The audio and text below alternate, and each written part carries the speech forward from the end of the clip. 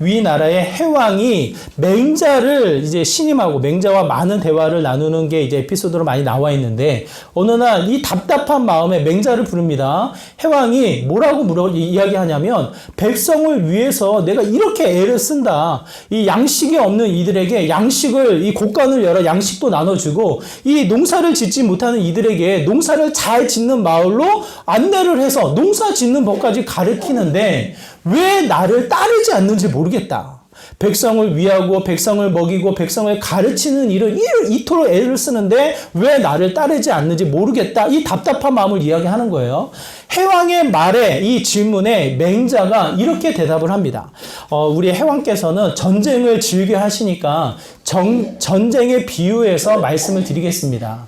이 50보 도망가는 이가 100보 도망가는 이를 보면서 참 비겁한 놈이라고 창과 방패를 버리고 도망가는 저 비겁한 놈이 어디 있냐고 라고 이야기를 한다면 이 50보 도망가는 이가 100보 도망가는 이를 정지하고 그를 판단해서 이야기를 한다면 우리 해왕께서는 어떻게 생각하십니까? 이렇게 질문을 하는 거예요. 해왕이 뭐라고 이야기를 할까요? 하하 크게 웃으면서 그놈이 그놈이지 50보 도망가나 100보 도망가나 똑같은 놈이 왜 서로 욕을 하겠느냐라고 하며 웃어 넘기는 거예요. 그때 맹자가 하는 말이 이와 같습니다.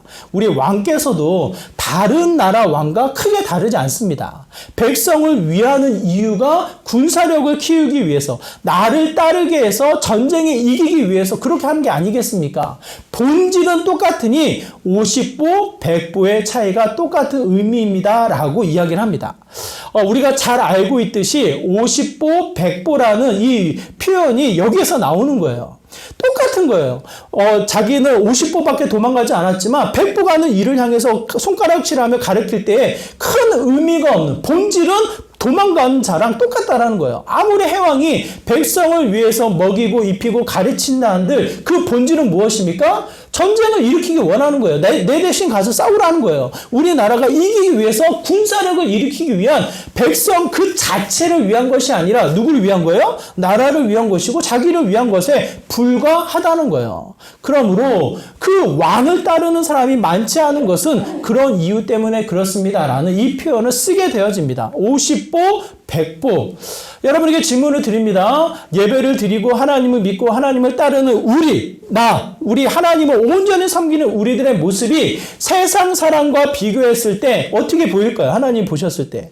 참 낫다, 참 귀하다, 오늘 예배 드리는 모습이 의롭다, 하나님이 이렇게 여기실까요?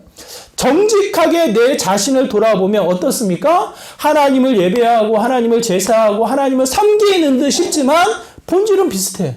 내가 잘 살고 싶은 거예요. 아무 문제 없이 형통한 은혜를 기대하며 내 자녀들이 다른 사람보다는 떵떵거리며 잘 살 수 있는 위치에 가기를 바라는 뭐예요? 본질은 비슷한 거예요.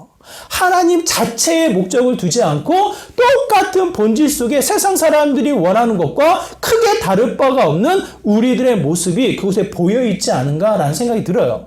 오늘 본문을 주목하면 누가 나오냐면 르호보암의 아들 아비암이 나옵니다. 아비암. 르호보암의 아들 아비암이 왕이 되어지고 아비암이 죽자 또 그 아들 아사가 왕이 되어져요. 이 왕의 족보가 나오면 머리가 아파요.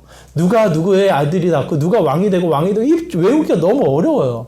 근데 우리나라 것도 외우기가 어려운데 이스라엘 나라 것도 외워야 하니 복잡한 거예요. 외우지 마시고 흐름만 보세요. 흐름만. 르호보암의 아들 아비암이 나오고 아비암의 아들 아사가 왕이 되어져서 그 이야기가 나오는 게 오늘 본문 15장의 이야기예요. 근데 여기에서 그들의 이야기만 나온 것이 아니라 여로보암의 아들 나답이 왕이 되어지고 나답 이후에 누가 왕이 되어졌는지까지 나오는 게 오늘 본문 15장의 이야기입니다. 이것을 표로 표현하면 이렇게 우리가 표를 통해서 볼 수가 있는데요. 남쪽 이스라엘과 북쪽 이스라엘의 왕들의 족보가 나오는데 오늘 15장에서 다루어지는 왕의 모습은 르호보암의 아들 아비암의 아들 아사까지 다루어지고 여로보암의 아들 나답에 이어서 누가 나옵니까? 누가 나와요? 바아사가 나와요. 근데 바아사가 나올 때 색깔이 달라져요. 그게 무슨 뜻입니까? 여로보암의 집안, 여로보암의 왕족은 멸망하게 되어져요. 방역과 이 배신으로 인해서 바하사가 왕의 모든 혈통을 다 죽임으로 몰아세우고 바하사가 왕이 되는 거예요. 같은 왕의 족보로 여겨지지만 전혀 다른 형태의 흐름인 것을 우리가 보게 되어집니다. 그럼에도 불구하고 오늘 본문 15장에서는 강조하여서 이야기하는 것이 어떠한 의미를 담고 있을까? 여러분 기억나시나요? 여로보암의 집안, 여로보암의 후손들이 어떠한 죽음을 맞이하게 됩니까? 아이야가 이 이야기를 알려주듯이 아이야가 하나님의 말씀을 받아서 예언이라도 하듯이 뭐라고 이야기해요? 너의 죽음이, 너의 피와 살점이 땅에 흩어져서 많은 짐승들이 와서 마치 먹잇감처럼 그것을 먹을 것이다라고 하며 비참한 최후, 비참한 죽음을 예언합니다. 마치 그것이 그대로 이어지느냐, 그대로 이루어지느냐, 바아사를 통해서 여로보암의 이 집안이 멸망하는 일이 벌어지는 거예요. 여기까지 우리가 생각하면 그렇지, 마음대로 하나님을 섬기고 마음대로 하나님 앞에 죄악된 길을 행했던 여로보암의 집안은 정죄당하고 심판당하는 게 맞지라고 우리가 생각이 되어져요. 그렇지 않아요, 여러분? 여로보암은 앞으로 이루어지는 모든 왕들의 이 죄악의 대표적인 인물이 되는 거예요. 여로보암의 길을 따라, 여로보암의 죄를 따라 악을 행했더라라고 이야기하며 여로보암은 죄의 대표적인 인물이 되어집니다. 그런 집안이, 그런 인물이 이 심판을 받아 철저한 비참한 죽음을 맞이하는 것은 어때요? 그냥 당연하게 여겨져요. 벌을 받았구나, 고개를 끄덕끄덕거리며 그렇지, 하나님의 벌을 받은 거지 라고 이야기되어져요. 그런데 여기서 질문, 크게 다르지 않는 남쪽 이스라엘 백성의 모습은 어떻게 비춰지냐는 말이에요. 오늘 본문에 르호보암 다음에 아비암이 왕으로 등극이 되어지는데 좀 다른 형태의 다윗과도 같은 평가를 받는다면 그 형태가 좀 이 멸망이 아닌, 심판이 아닌 이어지는 형태가 복스럽게 여겨질 터인데 그 모습이 그렇게 나타나지 않는 거예요. 아비암이 왕이 되어져서 아비암이 왕으로서의 모습이 뭐라고 표현되어지냐면 우리가 읽은 본문에서 이렇게 기록되어져 있습니다. 3절의 말씀인데요. 우리 3절의 말씀 한번 같이 읽도록 하겠습니다. 3절입니다. 함께 있습니다. 시작. 아비암이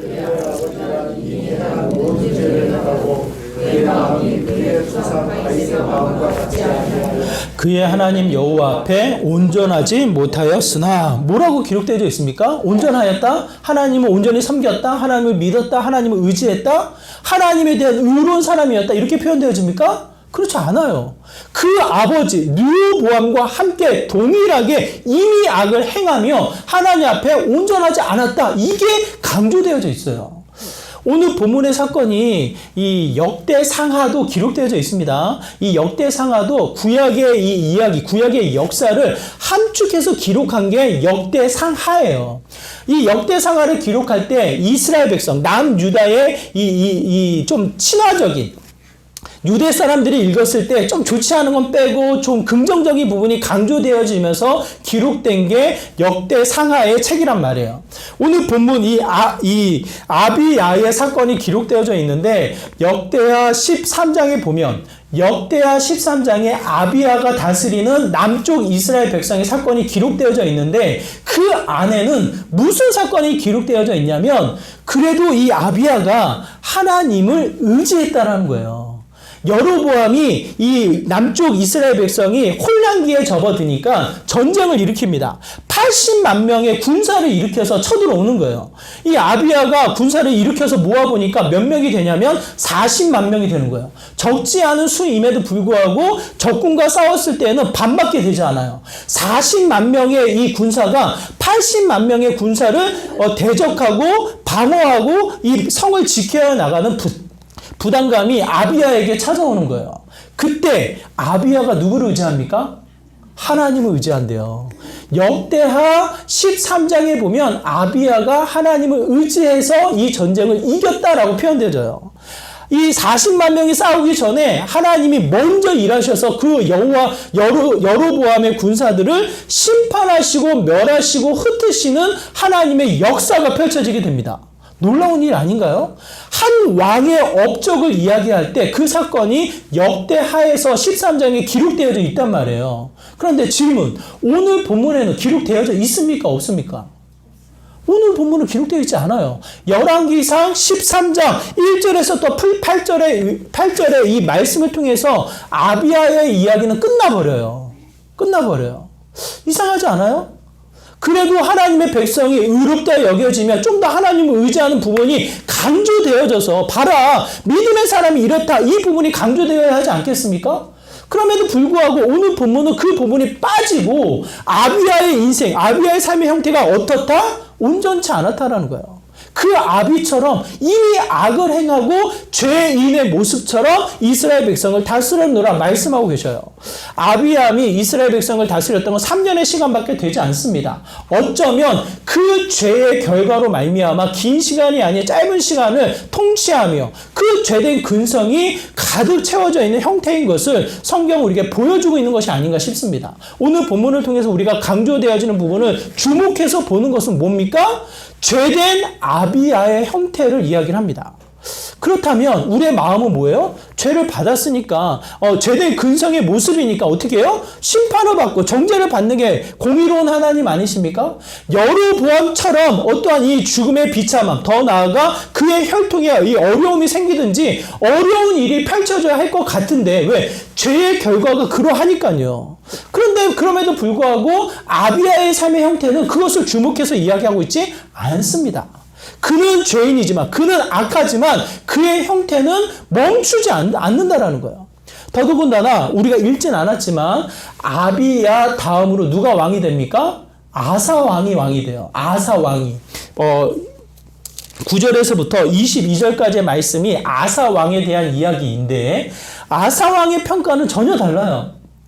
아사 왕의 평가는 다윗과도 같이 정직히 행하였더라. 다음에 기회가 되면 이 아사 왕이 어떻게 이 아버지 세의 이 죄된 근성을 끊고 종교 개혁을 일으켰는지, 아사 왕의 이 종교 개혁의 내용은 무엇인지를 다음 기회에 좀 더 깊게 생각해 보기를 원해요. 그럼에도 불구하고 아사 왕의 평가가 다윗과도 같이 정직히 행했더라라고 이야기하며 그게 붙어지는 사건을 기록하고 있는데요. 그 사건의 내용이 16절에서부터 22절이에요.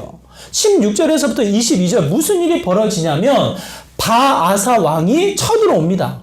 아사가 왕이 되자마자 바아사 왕이 쳐들어와서 공격을 하는 거예요. 어디까지 쳐들어오냐면 예루살렘에서 윗지방 6km 떨어져 있는 라마라는 지역까지 쳐들어오는 거예요. 제가 계산해보지 않았지만 우리 이 기쁨의 교회를 중심으로 6km 하면 그렇게 멀지 않은 거리인 거예요. 이 6km로 동그라미를 치면 정말 가깝게 쳐들어온 상태인 것을 보게 됩니다. 이 라마에 쳐들어와서 더 이상 진군하지 않고 이 바아사가 취하는 행동이 무엇이냐면 라마라는 지역에 성벽을 쌓기 시작을 해요. 왜 그러냐면 여기까지 내가 점령을 해서 더 이상은 예루살렘으로 이 백성들이 가지 못하도록 차단을 하는 거예요. 예루살렘 성전에 가지 못하도록 차단을 해서 이 땅을 북이스라엘화 시키려고 하는 바아사 왕의 전략이 공사로 이어지는 것을 보게 되어집니다. 이때 정직히 행하였던 아사 왕이 어떻게 행동을 할까요? 아사 왕이 어떻게 행동할까요?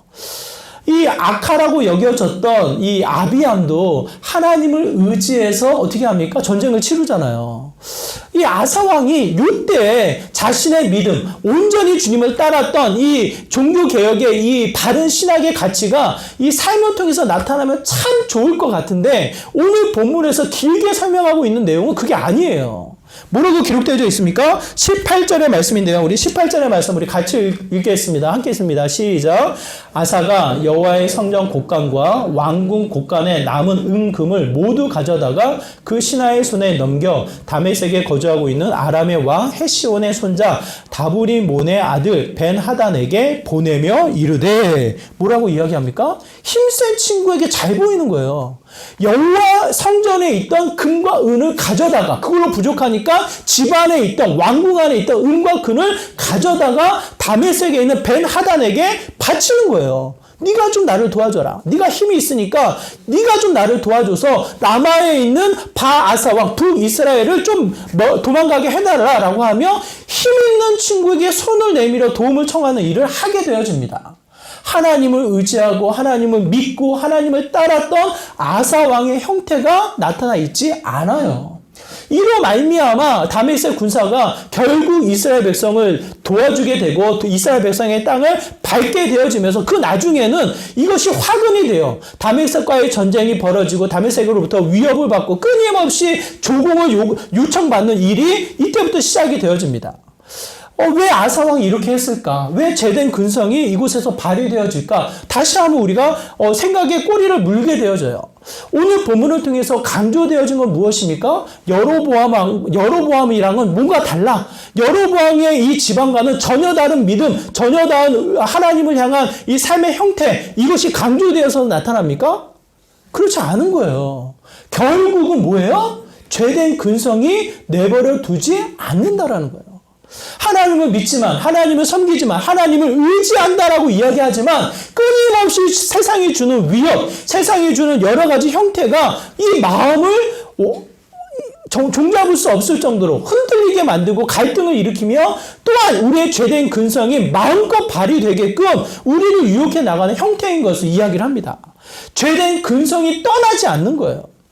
오늘 본문을 통해서 다시 한번 우리가 생각해 본다면 끊임없이 우리의 죄된 근성이 내 삶을 옥매고 그 죄의 근성에서 자유롭지 않은 우리들의 삶의 모습을 끊임없이 알게끔 이야기해 주는 것이 아닌가라는 생각이 듭니다. 이 바울이 이렇게 고백을 합니다. 로마서 7장 19절에 보면 바울의 고백이 저는 굉장히 정직하게 자신의 상태를 고백하고 있는 것이 아닌가라는 생각이 들어요.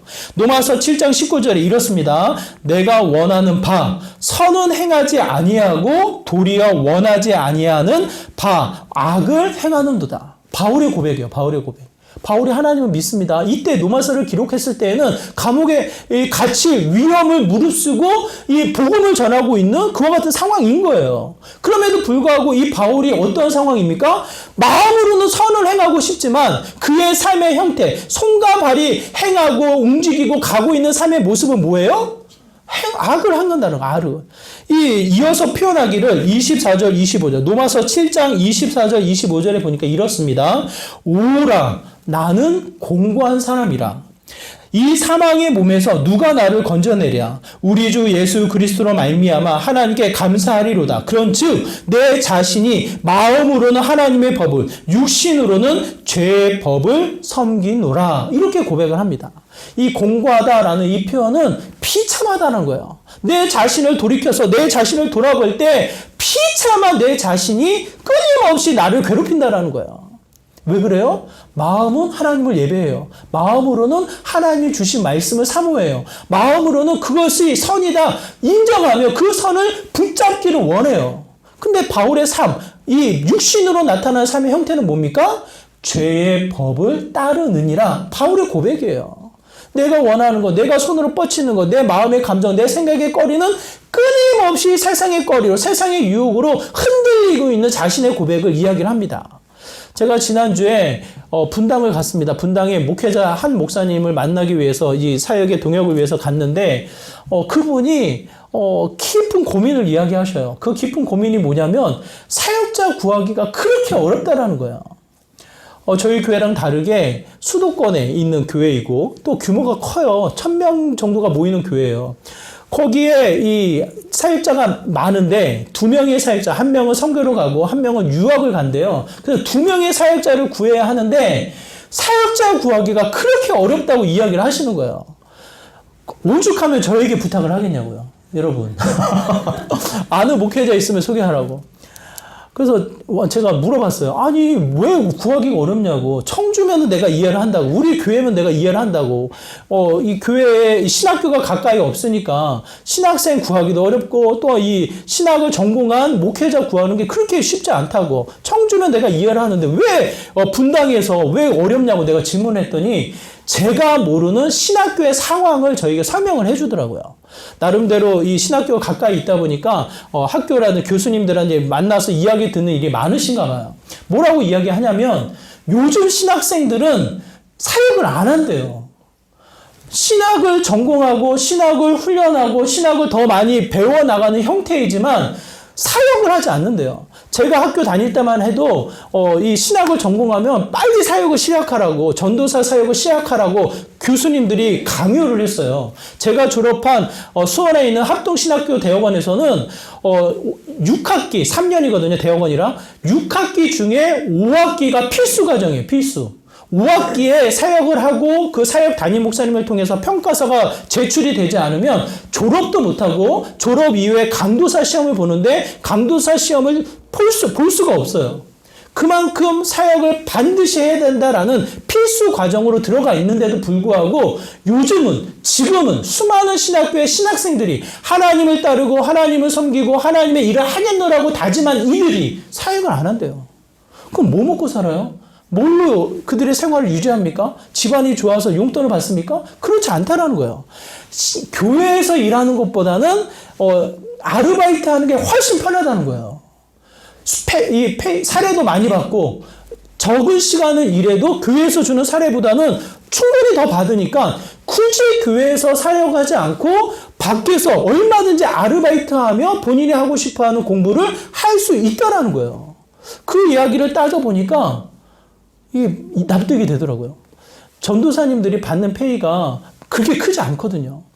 전임이라고 해서 이 교회에서 사역하는 목사님들이 받는 페이가 세상의 아르바이트와 비교할 때, 교회에서는 정말 정성껏 모아서 드리는 일이지만 세상과 아르바이트로 비교했을 때, 최저임금으로 비교했을 때 그렇게 합당한 이 사례가 아니거든요. 그것을 견주어서 그 일을 하는 것보다 이 일이 훨씬 쉽다라는 거예요. 스트레스 안 받고 자기가 하고 싶은 거 마음껏 하면서 얼마든지 할 수 있는 시대의 흐름이라는 것을 이야기하는 거예요. 그러면서 실제로 신학생들이, 실제로 졸업하는 이들이 사역하지 않고 신학만 하는 분들이 참으로 많아서 좋은 사역자 구하는 게 결코 쉽지 않다라고 이야기를 하더라고요. 저희 교회에서도 주일학교 우리 박재혜 간사님이 출산 이후에 간사님을 찾고 있음에도 불구하고 쉽게 연결이 되지 않아요. 많지가 않은 거예요. 그 마음을 제가 생각해 보면서 참 많은 생각을 하게 되어집니다. 하나님의 일, 하나님을 섬기는 것, 하나님의 사역을 감당한다라고 하면서 사역을 하지 않아. 아이러니한 거죠, 아이러니한 거. 왜 그럴까? 또 한번 생각해 보면 세상의 흐름, 세상의 가치, 세상의 여러 가지 일들에 치여 살아가는 또 하나의 모습이 그곳에 배어 있지 않은가. 하나님보다는 좀 더 편한 거예요, 세상이. 하나님의 이 가치를 붙잡고 가기보다는 굳이 이럴 필요가 있나라고 생각하며 한쪽을 내려놓고 세상의 편의, 세상의 용의, 세상의 여러 가지 일들을 붙잡아 나가는 형태가 있다라는 거예요. 트렌드라는 표현이 있습니다. 트렌드. 특히 우리 젊은 친구들, 우리 트렌드, 요즘 어른들은 뭐 유행이라고 표현할 수도 있겠죠. 자연스럽게 어떻게 해요? 트렌드를 따라서, 그 방향을 따라서 살아가는 게 우리들의 모습인 거예요. 내가 싫든지 좋든지 세상에 여러 가지 눈에 보여지는 것들이 나에게 영향을 줘서 그것을 따라가는 거예요. 트렌드의 이 사전적 의미가 이렇습니다. 독창성이나 저작권을 신경 쓰지 않고 남을 따라 할 수 있다고 여겨지는 것, 그거예요. 남을 따라가는 것. 세상에 여러 많은 사람들이 하는 방향성을 향해서 같이 가는 게 트렌드예요, 트렌드. 무슨 말이에요? 무슨 뜻이에요? 하나님의 뜻이 아니어도, 하나님의 말씀이 아니어도, 하나님의 가치가 조금 사라진다 할지라도 전체적인 세상, 우리가 살아가고 있는 이 시간의 흐름에 따라서 뭐예요? 많은 부분 영향을 받아 그 방향대로 가는 거예요. 그게 트렌드예요. 대표적인 게 우리 MZ세대들, 우리 아이들의 관계를 생각해 보시기 바랍니다. 우리 아이들의 관계. 우리가 어렸을 때 관계를 맺기 위해서 어떻게 해야 됩니까? 마당으로 나가야 돼요. 놀이터로 가야 돼요. 공터로 가서 애들이랑 뒤에 섞여 놀아야지만 관계가 형성이 되는 거예요. 그렇잖아요, 여러분. 근데 요즘에 MZ세대라고 불려지는 어린 아이들, 우리 다음 세대들, 관계가 어디서 펼쳐집니까? 어디서부터 펼쳐져요? 시간과 공간의 개념이 깨져버렸어요. 시간과 공간이 아닌 소셜 네트워크에서 전혀 알 수 없는 온라인상에서 만남을 갖고 그 만남을 통해 관계가 형성되어지고 넓어지고 깊어지는 거예요. 저는 그게 긍정적으로 생각을 했어요. 맨 처음. 왜? 땅끝에 복음을 전가하는 우리 선교사님들에게 네트워크가 연결이 돼서 땅끝 소식이 바로바로 오니까 참 좋은 점이 있구나 생각을 했는데, 이 세상의 가치와 방향의 트렌드대로 우리 아이들이 자라나는 모습을 보면요, 교회는 흩어지는 거예요. 성경에 근거해서 모이는데 힘쓰고 한 자리에 모여서 한 몸을 이루어서 예배를 드리는 가치가 사라지는 거예요. 그냥 각가지 위치에서 편리에 따라서 용이한 상황에 따라서 SNS를 통해서 예배를 드리면 끝나는 거예요. 그게 요즘 트렌드에 맞춰서 가는 요즘 이 흐름이란 말이에요. 그러다 보니까 개척을 어디에다 합니까? 개척을 공간으로 안 해요. 개척을 이 SNS 온라인상에 개척을 해서 그 안에서 성도들을 모아요. 아직까지 정리가 안 됐어요. 아직까지 이게 옳은지 아닌지, 이게 세상의 흐름을 너무 트렌드적으로 따라가는, 방향을 따라가는 모습은 아닌지 많은 생각의 거리가 복잡 다양하게 섞여져 있어요. 다만 분명한 것은 무엇입니까? 서로 관계를 맺을 수가 없다라는 거예요. 오늘도 성찬 예식을 진행하는데 떡과 포도주 택배로 보내가지고 각자 위치에서 받아 먹게끔 해야 되는 거예요. 한 몸을 이루어 나가는 형태가 이루어질 수 없는 거예요. 무엇을 의미합니까? 하나님을 예배해요. 하나님을 믿어요. 그 누구보다 이 자리에 계신 분들은 우리의 삶을 들여서 하나님을 믿는다라는 신앙의 고백이 담겨진 분들이라 저는 생각을 해요. 그럼에도 불구하고 50보 100보인 거예요. 세상의 사람들과 또 한 번 내 자신을 돌아볼 때 크게 다르지 않는 50보 100보의 차이가 분명히 나타나는 것. 별 차이가 없는 나의 모습이 우리의 일상을 통해 나에게 직면되어지는 문제들을 통해서 나에게 분주한 시간의 분주함 속에 쫓겨 살아가는 그 흐름 속에 뭐가 들어가져 있는 거예요. 내가 나아서 내가 의로워서 다른 사람보다는 내가 좀 좋게 하나님이 여겨져서 나를 이 자리를 인도하셨습니까? 그렇지 않은 거예요.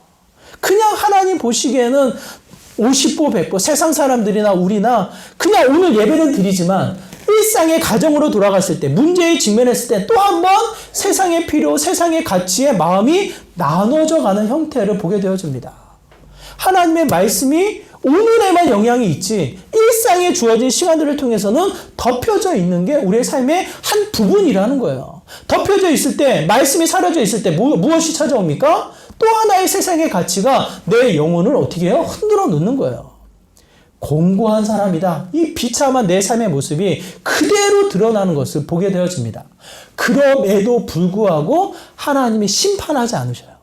왜 그렇습니까? 4절의 말씀 우리 한번 같이 읽어볼까요? 4절의 말씀 우리 함께 읽도록 하겠습니다. 4절입니다. 함께 있습니다. 시작.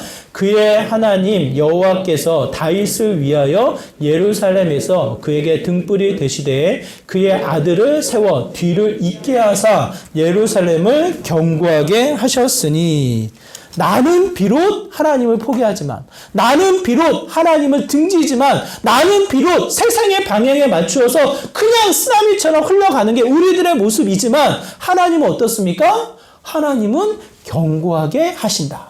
하나님은 우리를 포기하지 않으시는 거예요. 하나님은 지금도 살아서 우리를 위해 일하시는 분이 여호와 하나님이신 거예요. 아사 왕이 특별해서 아비야가 어떤 하나님을 의지하는 그 흔적이 있어서 그를 세우십니까? 그 나라를 하나님이 지키십니까? 그렇지 않은 거예요. 4절의 말씀에 뭐라고 선명히 이야기하냐면 다윗을 위하여 견고히 세우셨다 표현합니다. 다윗을 위한다는 말이 무엇입니까? 다윗과 함께 하신 약속, 다윗과 함께 세우고자 하시는 하나님의 나라를 견고히 세우신다라는 거예요. 나는 부족하지만, 우리는 부족하지만, 아사는 부족하지만, 아비야는 연약하지만 어떻게 합니까? 하나님의 말씀이 능력이 되어 그 말씀을 이루시는 분이 여호와 하나님이신 것을 성경은 이야기합니다. 하나님이 다윗과 무슨 약속을 하셨는데요? 사무엘하 말씀입니다. 사무엘하 7장 14절에서부터 16절까지의 말씀. 우리 같이 한번 읽어볼까요? 사무엘하 17장 14절에서부터 16절까지의 말씀 같이 읽겠습니다. 시작. 나는 그에게 아버지가 되고 그는 내게 아들이 되리니 그가 만일 죄를 범하면 내가 사람의 매와 인생의 채찍으로 징계하려니와 내가 내 앞에서 물러나게 한 사울에게서 내 은총을 빼앗은 것처럼 그에게 빼앗지는 아니하리라. 내 집과 내 나라가 내 앞에서 영원히 보존되고 내 왕위가 영원히 견고하리라 하셨다 하라. 하나님이 분명히 다윗에게 약속하셨어요.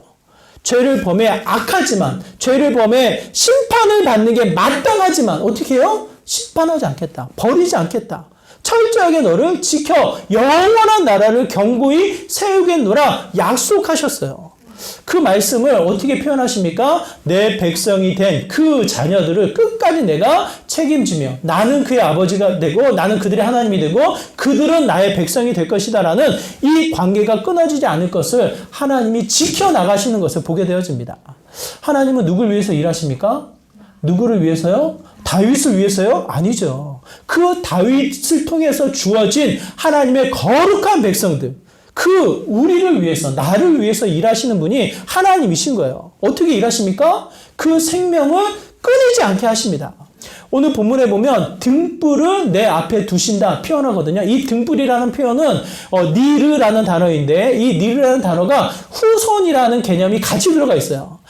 등불을 끄지 않고 등불을 그 앞에 두신다라는 것은 끊임없이 생명을 더하셔서 어떻게 해요? 왕의 왕을 이어 그 나라를 다스려 나가겠노라. 누구까지 이어집니까? 예수 그리스도, 이 땅의 유일한 왕이 되시는 다윗 왕의 후손, 다윗 왕의 생명이 되는 예수 그리스도까지 이어지며 그 생명을 우리에게 부여하신다라는 거예요. 우리를 지키십니다. 우리를 위해서 일하시는 분이 여호와 하나님이시고 그 안에 생명력을 더하시는 분이 여호와 하나님이신 것을 우리에게 분명히 말씀에서 이야기를 하셔요. 우리는 죄의 근성이 아직도 꿈틀꿈틀 거려요. 세상이 주는 유혹, 세상이 주는 화려함에 끊임없이 갈등하고 그것을 향해서 어쩌며 달려나가고 있는 것이 저와 여러분의 모습이에요.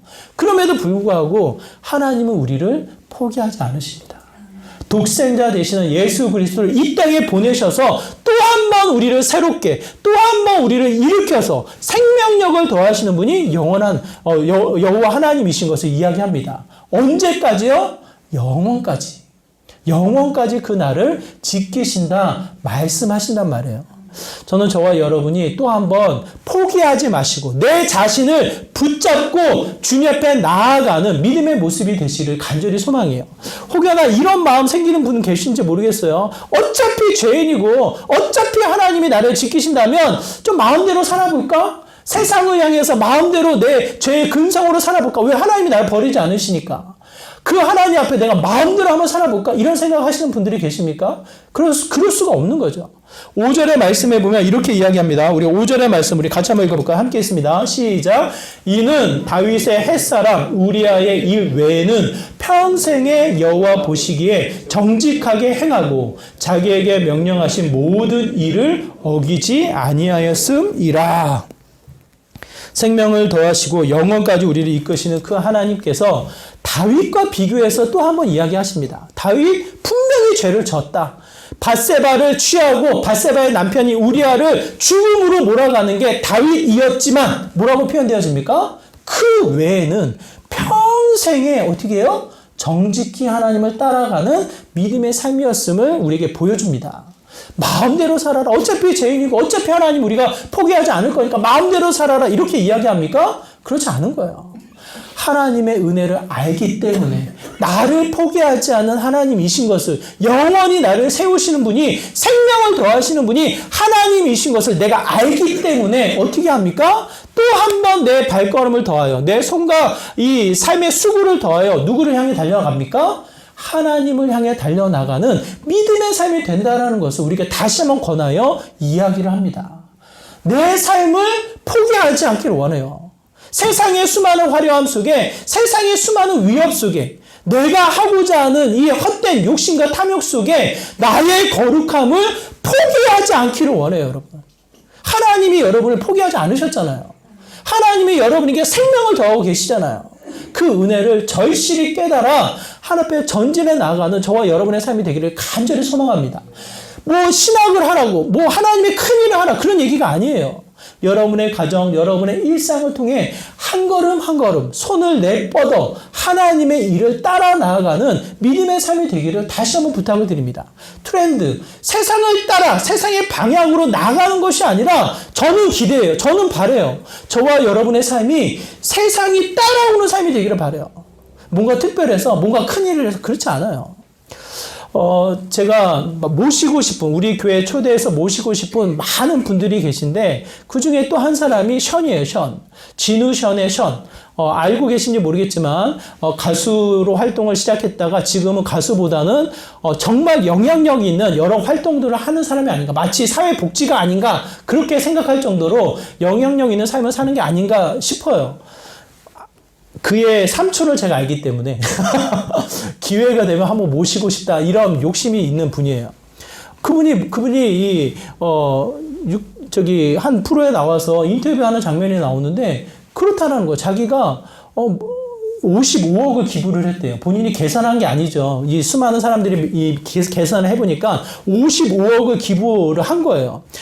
실제로 이 사람이 마라톤을 즐겨하면서 마라톤을 통해서 이제 시너지를 내고 싶은 거죠. 혼자 뛰는 것이 아니라 같이 뛰며 이 마라톤의 목적을 함께 나누고자 하는 이런 활동들을 많이 하는데 그 사람이 뛴 이 거리를 따져보니까 1073km를 뛰었다라는 거예요. 2년 전에 계산으로 따지면 그렇다라는 거예요. 그러면서 어떻게 이렇게 큰 일을 하게 됐냐고 이렇게 질문을 하니까 이 사람이 뭐라고 대답을 하냐면 자기는 그렇게 할 생각을 하지 못했다라는 거예요. 그냥 주어지는 일에 조금씩 했다라는 거예요. 기부 10,000원부터 시작을 했다는 거예요. 10,000원부터. 뛰는 거 그냥 몇 걸음 뛰는 것부터 시작을 했다는 거예요. 이 뛰지 못하는 아이를 휠체어에 태우고 뛰는 것부터 시작을 했다는 거예요. 그러다 보니까 이렇게 됐노라고. 이 말을 하면서 뭐라고 설명을 하냐면 0.1cm 종이를 30번 접으면 1073km 뛴 정도의 거리가 되는 것 같다고.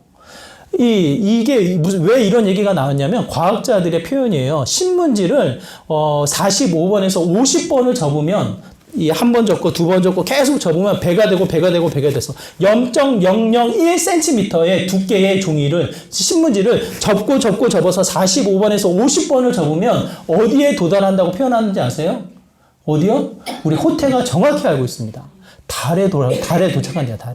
그만큼 얼마나 어렵지 않은 거예요. 우리가 생각하는 종이를 접으면 배가 되고 돼서 달에 도달하는 거리가 된다라는 거예요. 그 예를 인용해서 션이 이렇게 이야기한 것 같아요. 자기가 0.1cm의 종이를 30번 정도 접으니까 1073km가 되더라. 그 정도밖에 되지 않는다고.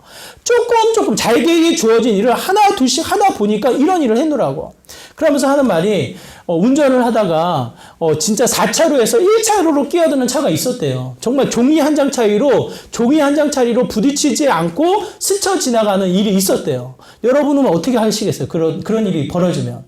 대부분 어떻게 합니까? 대부분 기도하죠. 대부분 감정이 오르죠. 화가 나죠. 욕 안 하면 정말 다행일 정도로 이제 이 화가 치밀어 오르죠. 근데 그 사람이 그 순간 내뱉은 말이 감사합니다. 감사합니다.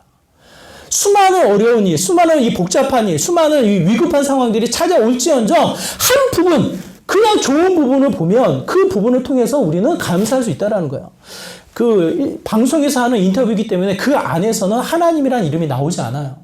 그럼에도 불구하고 컴패션이라는 이 단체를 통해서 간증을 할 때 그 안에 무엇이 나오냐면 하나님이 나옵니다. 하나님을 믿는 사람이에요.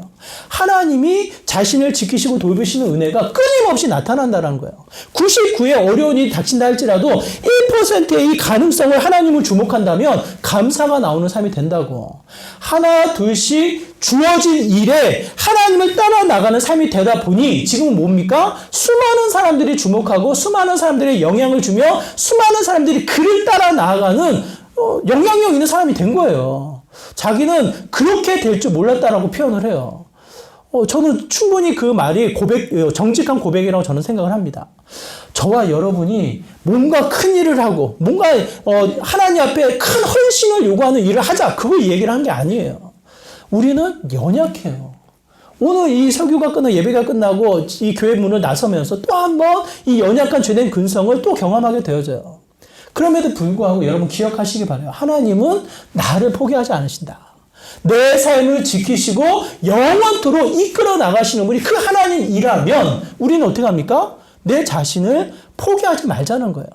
하나님이 포기하지 않았으니 나 역시도 나에 대한 믿음, 나에 대한 거룩함, 나에 대한 이 믿음의 도전을 포기하지 말고 어떻게 합니까? 위대한 일, 큰일 아니고요. 한 걸음부터 내가 손이 닿는 것부터 하나 둘씩 실천해 나가다 보면 그 안에 트렌드를 따라가는 것이 아니라 유행을 쫓는 것이 아니라 뭡니까? 따라오게 만드는 리더가 되어 있다는 것을 이야기합니다. 교회 안에서요? 아니에요. 세상으로부터. 저는 저와 여러분이 이 세상에 영향력을 주는 믿음의 사람이 되기를 간절히 소망합니다.